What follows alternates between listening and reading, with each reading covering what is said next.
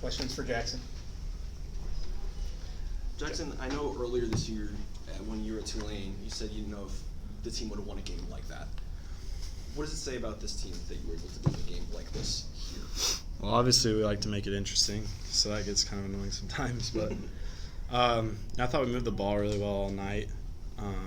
We got a little stuck in the second and third quarter a little bit, but we just knew that once we got a little momentum spark, that things were going to just start clicking. And once we had that big connection to Trey, everything was great from then on. But we have a lot of confidence in ourselves going into the fourth quarter. We've done it all year, and I just feel like this year we feel really comfortable in that kind of situation. There's not a lot of stress. There's not a lot of guys that kind of have that.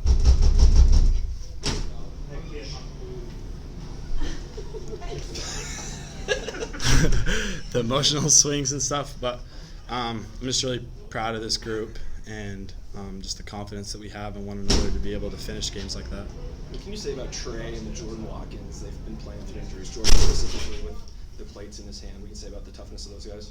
Yeah, how sweet is that? I mean, he just got hurt, seems like a few days ago, and was able to go back in there and catch some punts and then even be out there during the game. So, he'll be back ASAP, but just shows a lot about, their toughness as football players and just how committed they are to the team. I think that's like the biggest thing is they want to be out there so bad just with the guys to, help each other out, be leaders on the field, and anytime you can have them, even if they're at 80%, it makes our offense better. From that time Auburn scored to tie it to your touchdown at the end of the third, it just felt like both sides were kind of bogged down. Just what's the challenge mentally when a game kind of takes over that kind of characteristic? Yeah, each team made adjustments. I felt like they did a really good job at disguising a lot of their coverages, and pre-snap it got really hard to pick out what they were in. I think Coach Weiss, credit to him of just being able to keep his composure and just had like some conversations up to him with Coach Gilbert, and we talked about the two plays that we hit Trey on back to back before we went on the field, and I just give a lot of credit to them being able to make adjustments throughout the game and get things rolling. Jaxson, you talked a little bit before about being comfortable in these situations. I guess to what extent does the defense play a role in that, the way that they've been playing? Yeah, they've been playing at an elite level. Coach Golding has those guys firing on all cylinders, and it's awesome when it's not awesome, but when the offense isn't playing great, it's always good to have trust in the defense that they're going to be able to get you the ball back. We're going to pick things up and we're going to play a complete game coming up. So, credit to Coach Golding, credit to the guys of being able to get prepared each and every week. Me and Walker Howard were just sitting in pregame listening to Coach Golding and how he's able to, just like spit things off and, just take command of the guys. And, he puts a lot on their table, but he gets them really prepared so they're able to execute his scheme and his system. And he's just an elite coach, and we got a really great group of guys that are able to, buy into what he wants to do. Quinshon approached this week business as usual, but could y'all sense within the locker room as the game got closer that this maybe meant a little bit more to him, just the closeness to home for him? Oh, absolutely. Coming into practices, usually Quinshon's, one of the guys that's kind of laughing around with everybody, but he had his headphones in every single day, just kind of being in his locker, being in the zone. And I know this one meant a lot to him and all the guys from Alabama, and then like JJ and 10 from coming over from Auburn. So, we knew that it was a personal game for them, and we wanted to have their backs and come out with a W. Lane's been vocal all week just about how tough it is to play, in Auburn, in this stadium and all that. But having gone through what the other team went through at Alabama and just that type of environment, in hindsight, how big was that in preparing for this one as far as communication and so forth? Yeah, absolutely. I thought it was really big.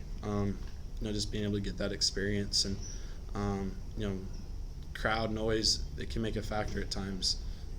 So definitely having that experience from Alabama and even Tulane got loud, but just having those games under our belt makes us definitely feel comfortable, and more comfortable than we can feel in an environment like this. You're in that locker room every day. Just what have you seen from this this team from that Alabama loss to these 3 straight wins to tonight to just kind of keep the focus and keep kind of everything on the rails? Yeah, we knew that, after that loss, that everything that we wanted was still on the table. And, a big thing that we've been saying is, never flinch. And, we felt like we were a resilient group, and, we just didn't want one game to define us. We have a lot of opportunities coming up and a lot more, really big games, really big possessions and opportunities. So, that's just football. You'll slip up in a game, but, it says a lot more about a team when they're able to bounce back. Well, 2 more questions. Go ahead, Dan. Now that you're a few games in, I think 3 with kind of Caden, to what extent has he changed, if at all, what you're able to do on offense? I mean, I feel like that's pretty self-explanatory. You watch the run game when he wasn't in versus now him being in. It's almost like having another offensive lineman out there. He's kind of a cheat code of what he does, and he's able to make plays in the pass game. You saw that tonight. So it was huge to have him at 100%, and he's definitely a person that makes our offense go to another level. Last question. You had a couple of big plays offensively that really switched the energy in the building in your guys' favor. What did it take to execute some of those plays late? Yeah, got to give a lot of credit to the 10 guys around me. All the credit goes to the O-line and the guys blocking up front, and then the playmakers making plays down the field. But it's pretty easy when you kind of can go on a run on 4th down untouched. So give a lot of credit to those guys and what they prepare to do each and every week, and I wouldn't be able to do it without them. All right. Thanks, Jaxson. Thanks, Jaxson.